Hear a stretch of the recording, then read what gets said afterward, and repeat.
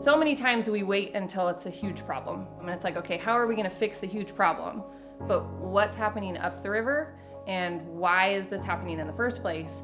And let's fix that problem so that it's not this giant problem down the stream. Can a community be wealthy if it's not first healthy? Or do you need to first be healthy in order to be wealthy? Which comes first? It's all about respect, honor, and dignity.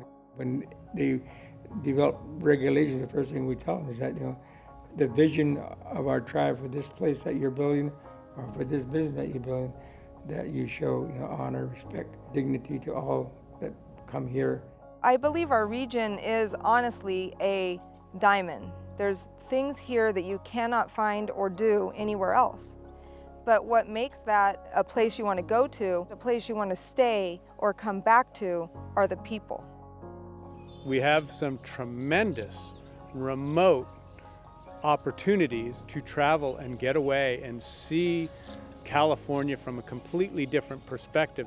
I think it's the clean air that we have. I think it's the lake, the mountain. All of those things are key. Always paying attention to the environment, but we also have to pay attention to the economics and the customs and culture of our community. If our environment's not healthy and we're doing something that's negative, then the dairy doesn't survive.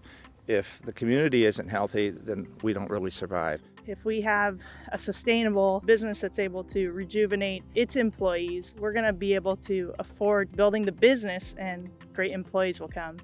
When we build up our community, we're going to get tourists that come. As we grow, the community will grow. It's all linked in such a way that when individuals are struggling, the companies they work for are going to struggle, as well as the industries that those companies are in, and then the region. It's all connected in such an important way. We need both health and wealth for either one of them, for them to really be what the community needs them to be. Why is this so important, this work of addressing the social determinants of health and economic development? We don't start life with the same opportunities. We don't start life with the same exposures. We don't start life with the same options to choose a healthy choice. When we look at the different dynamics of who lives in our community, we have to look at the children first. Who are they going to be in 20 years? When they become 18 and at voting age, who are they going to be?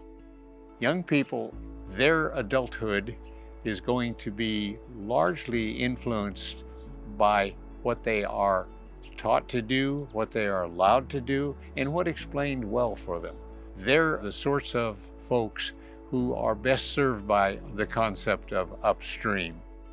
From those earliest ages on, how negative health impacts create these unequal starts to life and then further hold back those opportunities for healthy living and healthy growth. It's what we're exposed to from those earliest ages that influence our opportunities long term. And as we go into school and have education that evolves to income. That common value that we all have about wanting to see our kids grow up to be happy, healthy human beings and adults.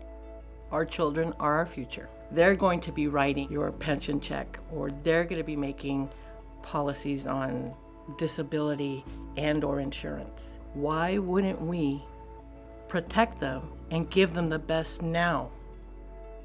The way that we plan for what a community should look like, what the visioning should look like, is when we look at the children who are in the elementary schools and in the preschools and what the high schoolers are doing and what they want to be. Are those jobs available here? Are those educational classes available here? This is how we keep our knowledge. This is how we keep our education. This is how we keep our wisdom and the respect for where we live at and allow it to flourish and continue it for every generation.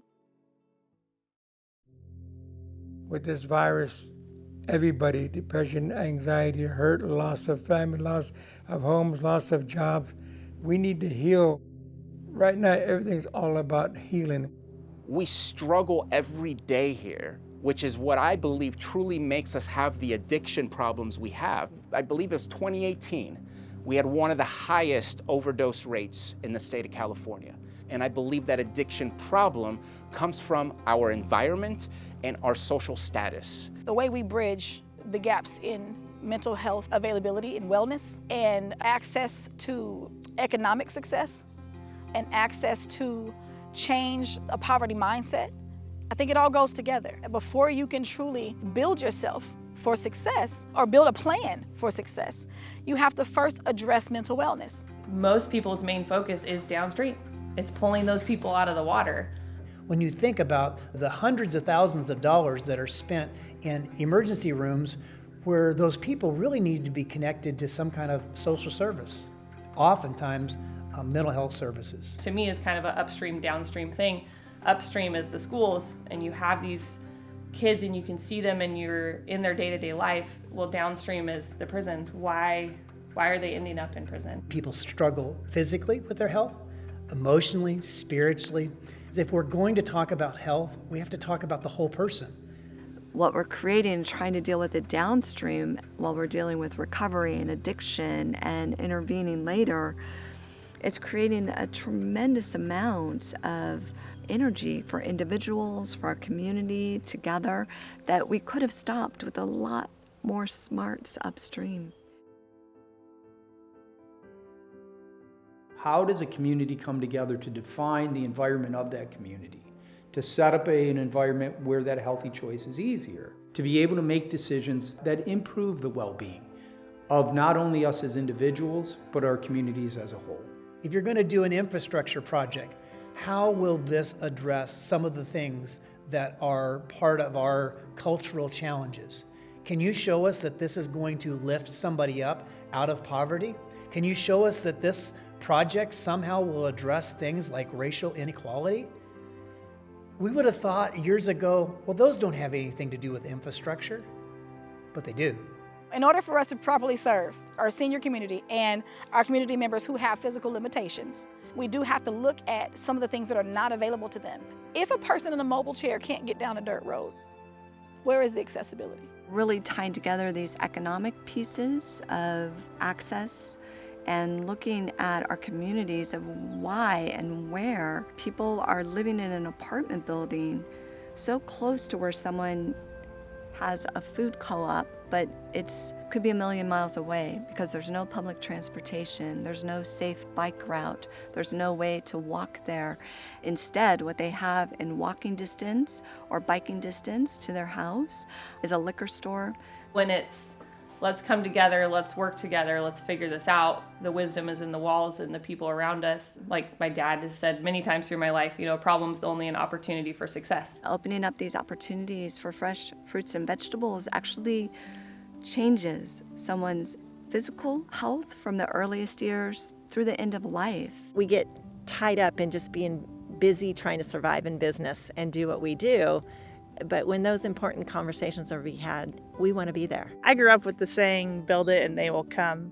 That pertains to so many aspects in our communities. The community of organisms beneath the soil, if we build those, build the organic matter, all the little critters down there will come. They'll bring life in these pastures for our animals. Because it's a healthy ecosystem and it's building a healthy community. We realized it was so much more important to focus on the health of what we were growing and the health of the food, which ultimately builds healthier people. The most important resource that a business has, it's their humans. It's the people that come and they give of their time and their talents and their energy. Community has no idea. I think they raised me. It's that mentality, and it's that type of pride living here, having those jobs, because you're caring about the people that raised you. It's having that whole family type dynamic as your government. They're part of your family. If we just change that very ground floor foundation that we all step on every single day when we walk out the door, the idea should be I walk out my door and I say, I love this place, not open the door and say, it's still the same. What do you desire for your children, your grandchildren, your great-grandchildren? What world do you want them to grow up in? Those are the discussions that we need to have, and we need to do it together. We're seeing community come together, we're seeing resilience, and that's what makes communities more healthy. That's what makes communities more great. When we can show children Look how we come together in times of crisis. Look how we stand together. I think that the way that the community here really shows their greatness is through resilience and how strong we are for one another on the behalf of one another and how we show up for one another.